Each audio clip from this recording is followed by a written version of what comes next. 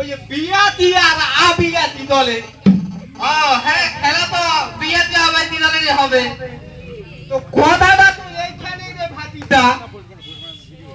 ধর যে বিয়া করছে কিন্তু বউ নাই, বউ মইরা গেছে, আবার ধর বউ তালাক দিছে, সংসারের কপালে উষ্টা মাইরা ঢাকায় চলে গেছে, হ্যাঁ আবার কোন দলে খেলবে রে ভাতিজা?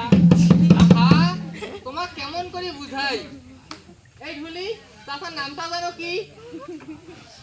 এই চাচা, এই চাচার নাম তো জিলাপি মিয়া। বিরামপুর জেলায় ওই যে আছে না আকজর আলী ভাইয়ের হোটেল আছে না, এই আকজর আলী ভাইয়ের হোটেলে মাত্র 3 কেজি জিলাপি খায়, ছোট্ট ছোট্ট সোয়ালের জিলাপি খাওয়াই, এর নাম আছে জিলাপি মিয়া। এই তো কাকার তো শুধু পেট ভর্তি খালি জিলাপিরই পেট।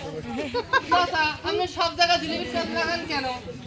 যার বিয়ে হয়েছে সে হলো বিয়াতি, যার বিয়ে হয় নাই সে হলো অবিয়াতি। এখন তার বয়স 18 হোক কিংবা 81 হোক, বিয়ে করছে মানে বিয়াতি, বিয়ে করেনি মানে অবিয়াতি। আরে না রে ভাতিজা, সেরকম কিছু না।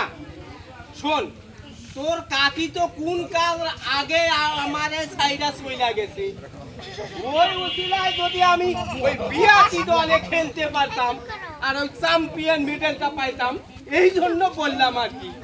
চাচা, আপনার নামটা কি আপনি ভুলে গেছেন? আরে ভাতিজা, ওই গ্রামের সবাই আমারে, ওই আমার বাপে না, এই গ্রামের সবাইকে দাওয়াত দিয়ে খাওয়াইয়া আমার নাম রাখছে আসগার আলী মিয়া। তাই আজকাল আলী মিয়া, এই ঢুলি, গ্রামে খাওয়ার পর ময়মুরব্বী সবাই কাকারে কিনে মেটাকে আরেকবার সবাই শুনে দিত।